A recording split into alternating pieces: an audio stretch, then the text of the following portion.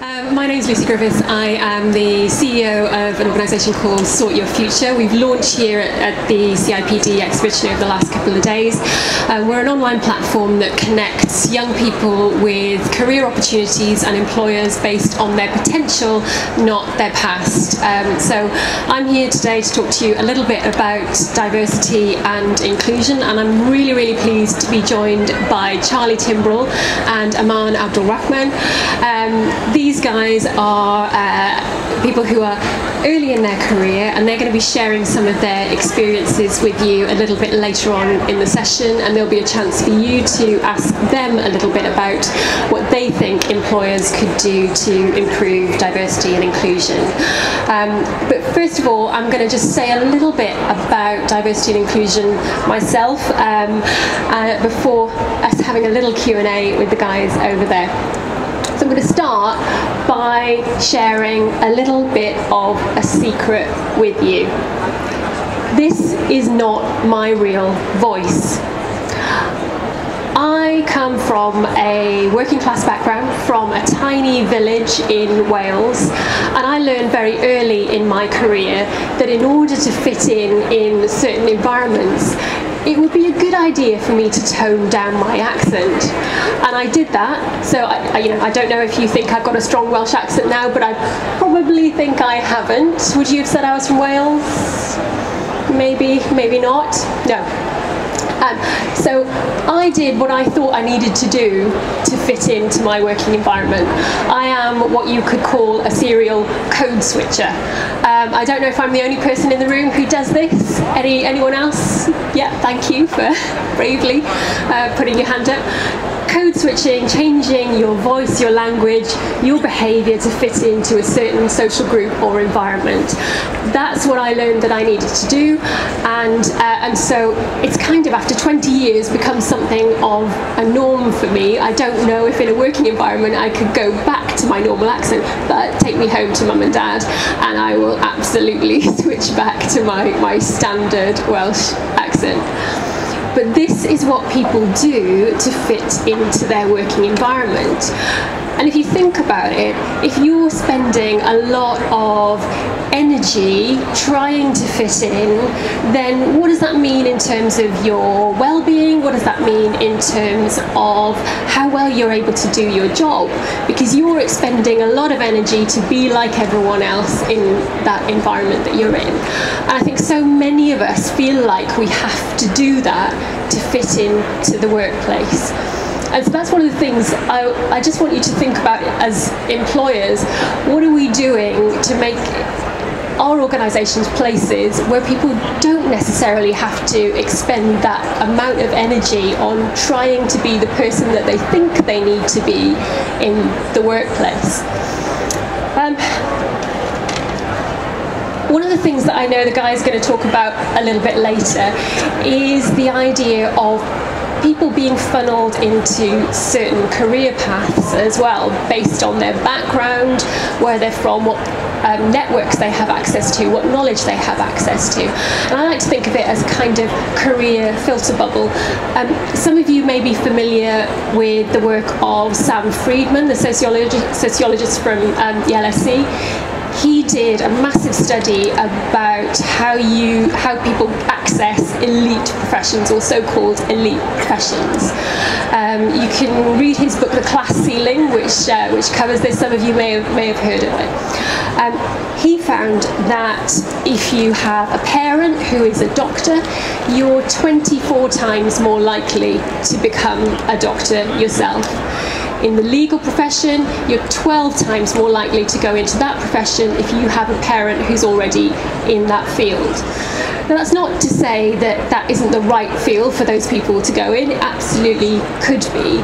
But I think it does raise questions about access to those opportunities for people who maybe don't have the social, the cultural, or the economic capital that gives them that little advantage in terms of knowing what to do, knowing what the right codes of behaviour are, how to fit in those fields. There's also some recent research from the OECD. I don't know if you saw their Drawing the Future report that was published recently. They asked primary school children to draw what they wanted to be in the future. A fascinating set of outcomes from that, particularly around gender stereotyping that was happening very, very early in people's lives. So girls were saying they wanted to go into professions that were typically dominated by women, and vice versa. But there were also really interestingly narrow range of career path that people were drawing based on their demographics, but also their socioeconomic backgrounds. So absolutely worth a look, that one, if you get a chance. Put this in the context of, so people going into roles that they are familiar with, they have access to knowledge about. There's another piece of research from Deloitte that was published recently that suggested that around half of all people who are early in their career want to switch out of their current job within the next 2 years. If you put those things together, you start to see maybe there's something of a disconnect here. Maybe people are being funneled into roles that perhaps aren't necessarily the things that are right for them.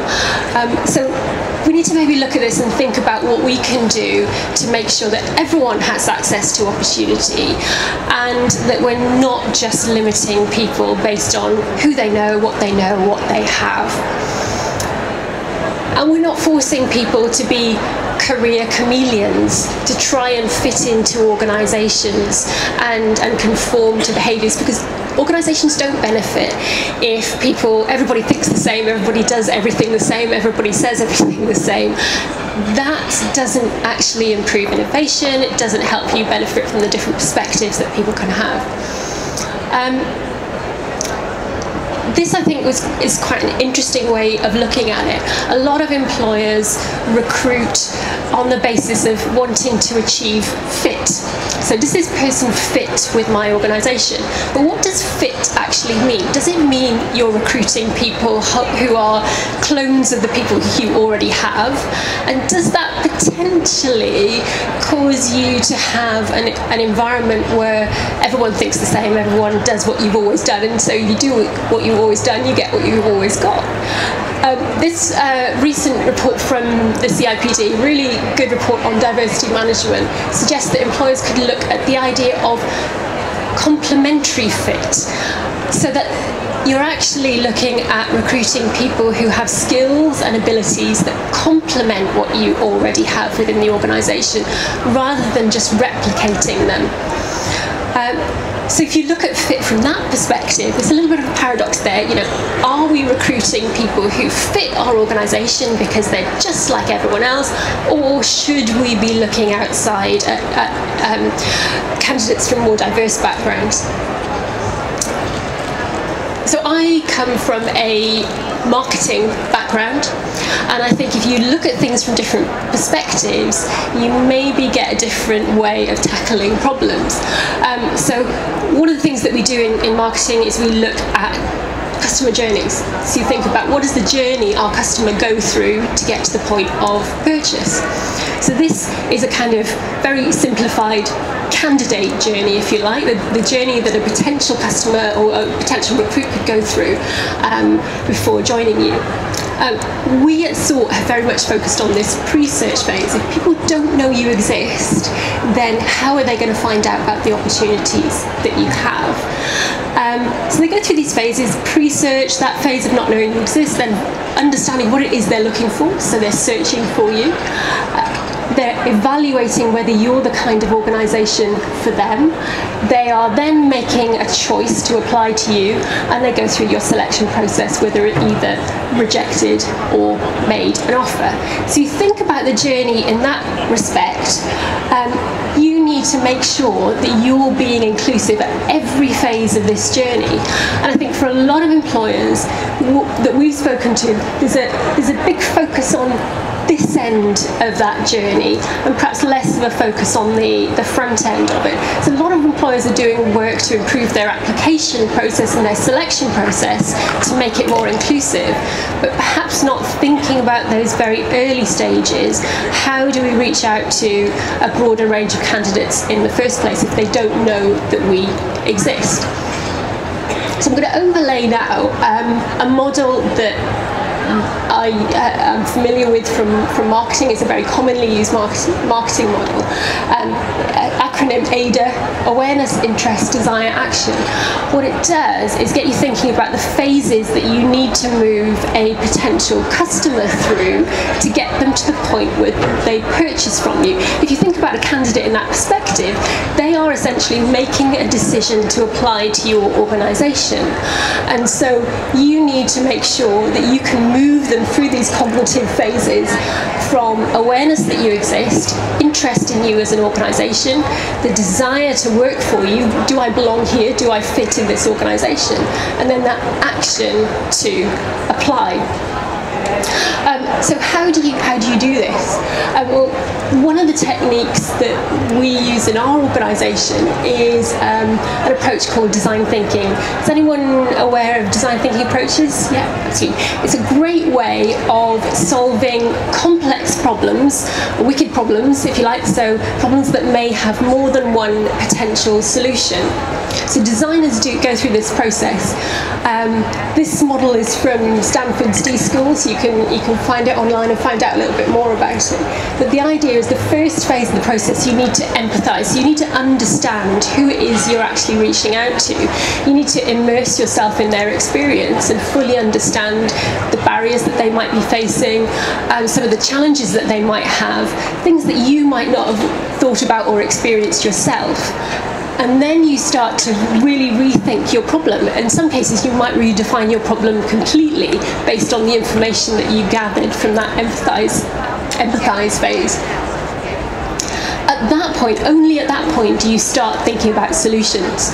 So until you've understood what your audience actually are looking for, you can't start jumping to conclusions. And in fact, sometimes the very first idea you have really is a bad one, and you need to keep thinking about the whole range of potential options for how to solve that problem.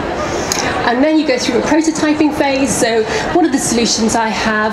How can I test those prototypes before actually implementing? And actually the outcome in this case might be an employer value proposition. It might be a recruitment campaign that comes out of this process.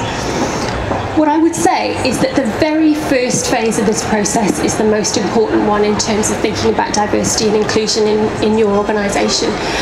Empathy. So being able to immerse yourself in the experience of the potential candidate that you're looking to recruit. And ways that organisations can do that might be through interviewing, it might be through mapping the journey points of candidates who've already applied, it might be through observations, you might have all sorts of data sources that you could use to do that work. But what I'd like us to do now is maybe do a little bit of listening and empathising now by talking to Charlie and Amman, who we've got here, who are both early in their career and both, I guess, from seeking roles where they are perhaps underrepresented in the kind of roles that they're going into. So Charlie works for a waste management organisation, which is she's in a highly male-dominated environment. And Amaan, you may recognise Amaan. He recently featured in the BBC Two documentary How to Break Into the Elite. It was an Amal Rajan documentary, and they followed his experience of applying to roles in investment banking. So I'm going to have a little chat with them now, and you'll have an opportunity to ask them some questions in a little while. Thank you for coming along. Charlie, first of all, do you want to say a little bit about your career path so far? Yeah. So I graduated 5 years ago from Manchester Uni. Did a degree in geography. The reason I chose geography was because it was a subject I enjoyed at school, and at the school I was at, it was expected that you went to university, so that was kind of the only path I was aware of. it was also expected by my parents that I go to university, so we were talking about being funneled into something. Already I was being funneled into that kind of path quite early on. When I graduated, I didn't know what I wanted to do, which I think is quite common if you study quite a generic subject. So I went to Spain to be an au pair for a year and try and gather my thoughts a little bit. And then when I came back, I still didn't know what I wanted to do, but I felt very pressured to get a proper job, I guess. I had a lot of pressure from my parents. A lot of the people that I'd been to university and school with, they were already in full-time work, mostly here in Manchester and London. So I already felt like I was a little bit behind. And so I'd interned at an advertising agency before going to Spain. So I ended up getting a job there when I came back from Spain. And that was through the network that my parents had. So again, all quite like familiar territory, I guess. So I worked there for a year and I didn't enjoy it because I think I kind of went into it because, again, like I said, the pressure and it was the easy option. Whilst I was there, it got me thinking what kind of things am I actually really interested in, where do I want to go? And the environment has always been something I'm quite passionate about, so I looked around for those kind of jobs, but the advice that I was getting was apply to a graduate scheme, so that's again the kind of path that I went down. Ended up in a graduate scheme with a waste management company, and I've had loads of really amazing experience, worked in a lot of different places with lots of people, so I've learnt loads, but again I have this feeling that it's not where I want to be, and having got to this point now, I'm kind of realising that a lot of the decisions I've made have been because of the people around me, or what my parents have expected, or what's expected by society, or the institutions that I've studied at, or that kind of thing. So yeah, I'm at a bit of a career change again. But yeah, to be continued. And so you're working in an industry where there aren't that many women. What are the barriers have you faced in that industry, or any challenges that you've faced? So I think I'm naturally quite a shy person and quite an introvert, so I found working in an environment where there's a lot of big personalities and egos, especially in meetings, very intimidating, and often felt like I don't have a voice, or I don't know where I can contribute to a conversation, or I felt like I've had to be a certain way to be successful, I guess. So be more assertive, or be louder, all these kind of things that just aren't my personality, and that's been quite anxiety inducing. And there have been days where I've kind of dreaded going to work because I know I have a big meeting with lots of people that I feel quite intimidated by.